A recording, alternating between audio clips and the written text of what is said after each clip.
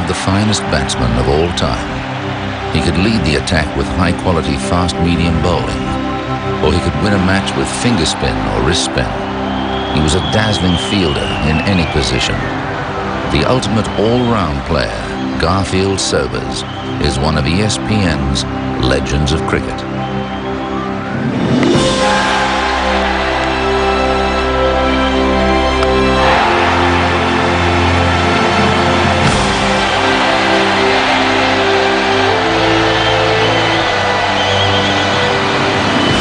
Right distance, he's hit that out of the ground. Ooh, he's got the shorter run. It's up again. 4 sixes in 4 balls.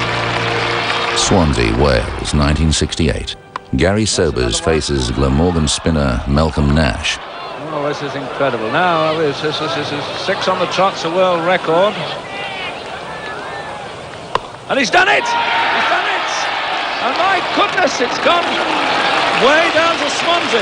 It really was blistering stuff for him to hit 6 sixes. It had never been achieved before in first-class cricket. Sobers was pretty determined to make his mark in history, and he achieved that. And it really is an indication of the way he played the game. He always played with flair, always played trying to excite the crowd, and there was no more exciting achievement than hitting 6 sixes in an over.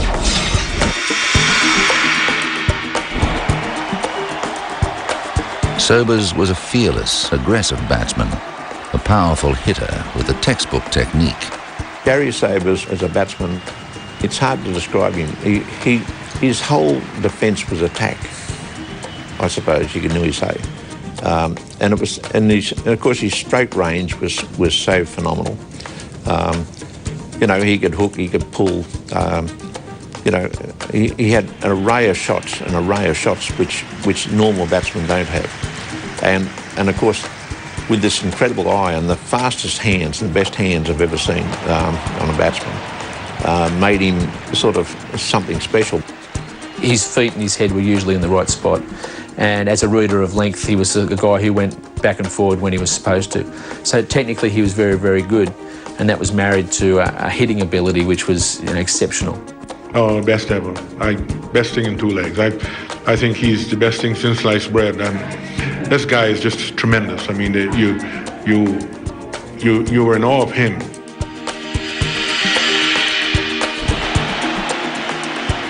As a bowler, Sobers was extraordinarily versatile. He came into Test cricket as a spinner, but he became a skillful exponent of swing and seam. He started his career as a left-arm spinner. He could also bowl left-arm googlies, and when he put his mind to it, he was an exceptionally quick and late-swinging left-arm seamer. He was the complete package, and for that reason, he's got to be the greatest all-round cricketer there's ever been, and quite possibly the greatest cricketer. He bowls quick, he bowls spin, you know, and back of the arm stuff, orthodox left-arm stuff. Yes, Gary Sobers was probably one in a million. He was a genius. He could do everything. He could bat, he could bowl, he could field, and even when bowling, he could bowl spin, he could bowl quick, he could bowl swing, he could bowl back of the hand, Chinaman stuff. He was the complete cricketer. And I dare say that if he was asked to keep wickets, he would have done a very good job with that as well.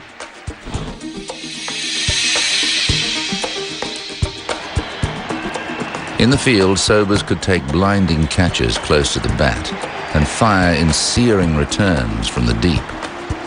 Sobers took a catch in the tied test on the last day to dismiss Neil Harvey. And it was a wonderful catch because it was off Wes Hall, who was very, very quick. But not only did he dive sideways, but he also had to dive forward to catch it. And if you can imagine how hard a skill that is, I mean, and very, very few slip fielders, you always see slip field catches dropping short of people. It's very hard to dive forward and sideways at the same time. But Sobers had that goalkeeping skill to be able to do that and take the great catches. And similarly, in short leg, he could cover great distances when he fielded in close, especially. He made a bit of an art form of fielding in close to Lance Gibbs's bowling. Lance Gibbs, of course, was a great off-spin bowler, and Sobers around the corner was absolutely magnificent, snapping up balls which were a couple of inches off the ground. Gibbs would say that Sobers' anticipation at that short leg position was something incredible, that as the batsman was playing the shot, Sobers knew exactly where the ball was going to come, and the anticipation was there, and Sobers would inevitably take the catch. Really, he was a complete all-rounder because he'd take the new ball, a lively pace, lively, swing it around, and then use someone else on a bowl, come back, good slip fielder, close fielder, and then I'll just come and bowl you some of these now, some Chinamen and Googlies, and did it well. And then as a batsman, well, magnificent, wasn't he? Sobers gives visual proof of his reputation as one of the great batsmen in the world today.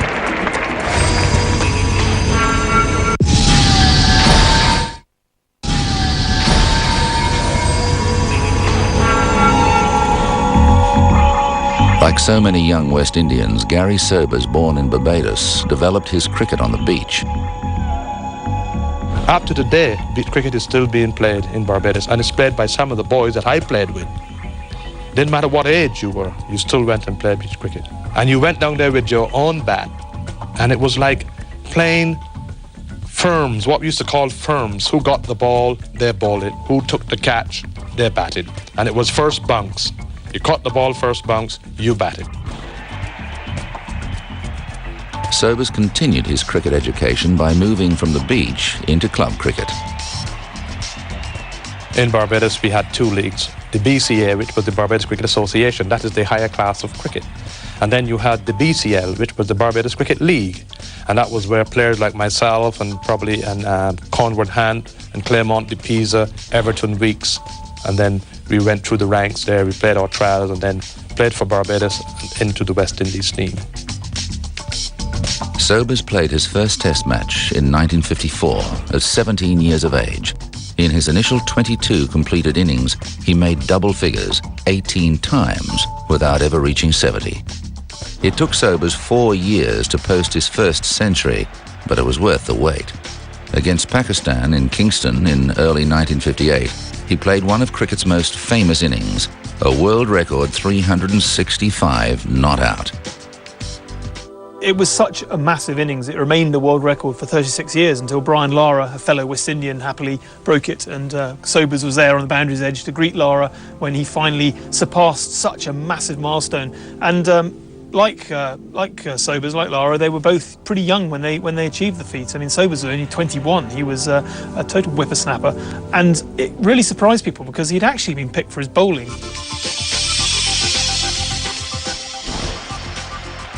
Between 1958 and 1960, Gary Sobers made 9 test match centuries and averaged more than 90. In a sequence of 10 innings against India and Pakistan, he made 6 centuries. Although his cricket fortunes were high, Sobers encountered a life-changing tragedy in September 1959. A car he was driving was involved in a collision that claimed the life of his passenger, close friend and West Indian teammate, Collie Smith. Sobers was devastated. The impact that must have had on Sobers, Smith was his best friend, or certainly his best friend in cricket. Smith, a lot of people have suggested, would have made a great West Indian captain. He was an all-rounder obviously of a lot of ability. He was something of a protege of Worrell, being from Jamaica, where Worrell had been based. And the effect it had on Sobers was Sobers then basically took the attitude that life is for living, day by day, who knows what will happen tomorrow. And he became something of a reckless character. The now famous 1960-61 tour of Australia was to prove critical to Sobers' well-being and to his future in cricket. The immediate effect it had on Sobers really was to persuade him not to care too much anymore. He wanted to enjoy everything about his life. He partied hard, he drank hard, he played hard, and in many ways it possibly persuaded him to carry on being a great cricketer. Having just broken the world record age 21, he didn't stop. He carried on being arguably the greatest cricketer, all-round cricketer there's ever been.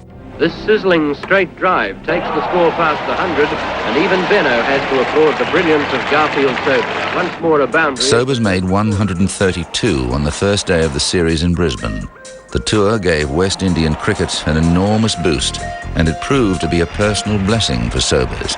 Line the bowler now to feel the might of this 24-year-old batsman who has just scored his 10th 100 in Test cricket. That 100 he scored in the Tide Test is easily the best Test 100 I've ever seen, because he didn't just beat the field, he bisected the field. He just played some of the most incredible shots. and his timing. And when Gary was going, basically there was nothing you could do about it.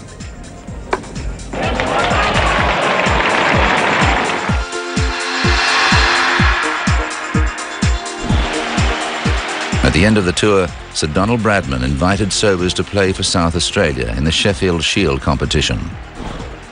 Don thought that it would be nice to have some of the players that took part in that series come back to Australia. And he wanted me to come and play for South Australia. And I really had looked forward to coming back and playing in the domestic season over here, because I knew that it would have helped to improve my outlook on the game and my cricket in general. And it did. Sobers topped both the batting and bowling averages for the season. In his final match, he made 251 and took 6 for 72. For the next decade, he would reign undisputed as the world's best all-round cricketer. I've always said Gary Sobers was not only a great batsman, he was is a great human being. It was mostly a magnificent experience batting down the other end of Gary. The only problem was he was such a hard hitter of the ball and such a straight driver, you had to really be on your toes at the other end, because he hit a lot of balls hard straight back down the pitch. And you had to make sure that you were quickly back in your crease so as you didn't get run out off the bowler's hands or get collected with one.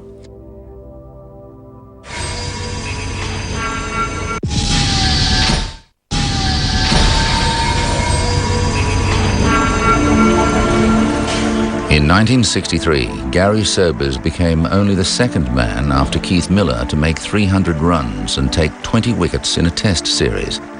He would repeat the effort 3 years later, again in England, and he remains the only player to have achieved that double twice. Gary Sobers was the man. In the 60s when I was born and early 70s, everyone aspired to be a Gary Sobers because he means if you were a Sobers, you were always involved. He was the main batsman, he was a quality bowler, and he was a high-class fieldsman. So he was the man that really inspired me. Gary Sobers was certainly the best cricketer I ever played against. You know, he was 4 players rolled into one. You know, he's a great batsman, great fieldsman, probably 5 players rolled into one, because he could bowl left-handed Chinaman, left-hand orthodox. He could also bowl quickly, could take the new ball. He was just a magic player. Look, if he was around today, he'd be an absolute sensation. In 1966, Sobers, now captain, led the West Indies to a 3-1 series victory over England. He made 722 runs, including 3 centuries, and averaged over 103. He also took 20 wickets, held 11 catches, and won all 5 tosses. In 1966, he dominated that series. If you look at his figures with bat and ball, and his catching round the corner to Lance Gibbs, or wherever he was fielding. He was a wonderful, wonderful natural cricketer. West Indies at Lords in 1966 were 90-odd for 5 in their second innings. The lead then was about 9, so they were in real trouble. All the main batsmen had gone. And David Holford, who is his first cousin, all-rounder, playing in only a second test match, very inexperienced, comes in. Lords, big crowd, and West Indies in trouble, England on top. And first couple of deliveries, Sobers could see that Holford was a bit nervous. And he came down the pitch and said, "What's the problem?" He said, "Look, this is just like Spartan, which is a club team back home. The bowling is no better than the club bowlers we have at home. Look at the conditions, look at the pitch. Just play as if you're playing club cricket at home." And that relaxed Holford right away. And this is the way Sobers played cricket. Test cricket, club cricket, Division 1 cricket, first class cricket. Didn't matter to him. He played it as if it was just a game. And he was so relaxed, had no nerves whatever.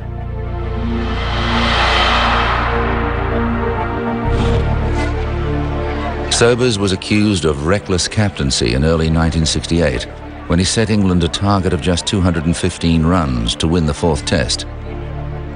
Gary went in and he'd made an amazing declaration, and I think he left England to get 215 in 165 minutes. Well, that's asking for a lot, and I think Colin Cowley wasn't inclined to go for it, but Boycott, of all people, was. In there, and England won the match. And of course, in the West Indies, Gary was nearly undrawn and quartered for this, but he said he threw the match away. Well, he didn't throw the match away. England won it. But he made a sporting gesture to keep the game alive and to keep cricket alive. And I think that was part of Sobers. He just loved the game. Sobers responded in the 5th test. with another stirring all-round performance. He made 152 and 95 not out and bowled 68 overs for 6 wickets. But England held on and the series was lost. A lot of people will have different views about Sir Garfield Sobers as a captain because of the fact that Sir Garfield Sobers pretty much gambled a lot on his captaincy. In that Sir Garfield Sobers would make declarations that other people, more conservative captains, wouldn't make.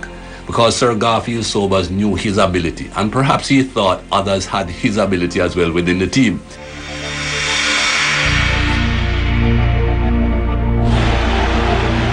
The final 6 years of Sobers' Test career were characterised somewhat by criticism and controversy. Gary Sobers may not be considered by many to have been the greatest captain of all time, but I can tell you that in my experience, every single thing he did in the best interest of the game. He was always trying to win. He always tried to score his runs fast. He always tried to get wickets when he was bowling. He never thought about averages in any aspect of his game. And then to be able to sit with him at the end of the day was just a privilege.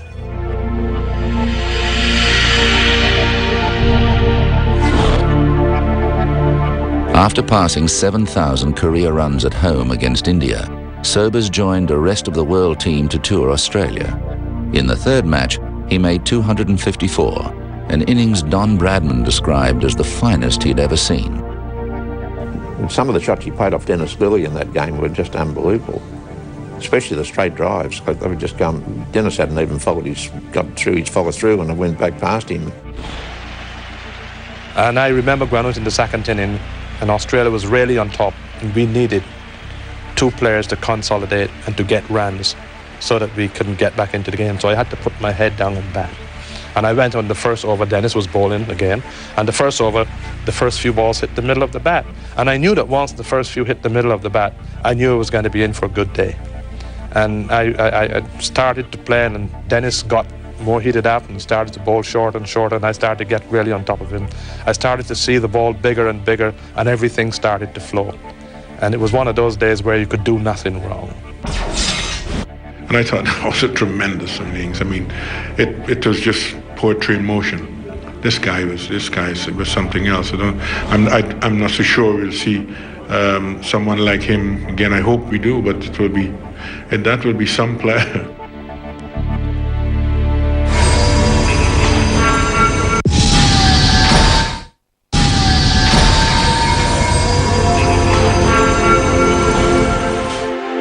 Sobers retired in 1974 after a home series against England in which he became the first man to make 8,000 Test match runs. Renowned for his relaxed enjoyment of the game, he was knighted for his services to cricket in 1975. Sir Garfield Sobers, to me, is the greatest all-round cricketer that's ever lived. If there's been one better, I would have loved to have seen him play. He was 3 cricketers rolled into one. He opened the bowling with a new ball. He could come on with his Chinaman and Googlies, and he also was a brilliant fielder close to the wicket. And of course, what a great batsman he was. And on top of all that, he was a gentleman. He had this great gift. Not only was Sobers the greatest all-round cricketer that's ever lived, I think that he's the greatest athlete that's ever lived. Gary Sobers will get my last penny. He just didn't. Money was, it came and it went, and he was very generous to a lot of people, and especially myself and the younger guys who came into the leagues when he was still playing. And Saturday night was a big night. We'd sit down, play dominoes, we have a meal, we drank. And listen to stories again with Gary. But he was just such a generous man. Sir Garfield Sobers played in 93 Test matches. He made 8,032 runs at an average of 57.78. He made 26 centuries. He took 235 wickets at an average of 34.03 and took 109 catches. Well, Sir Garfield, I mean, again, what can you say? I mean, the greatest all-rounder the West Indies have ever had. Is he the greatest all-rounder that ever played? If you talk about ability, natural ability, what he did, people will say he was the best all-rounder. People you talk to, it's very, very sort of split. But if you talk about genuine all-rounders, he was a genuine all-rounder.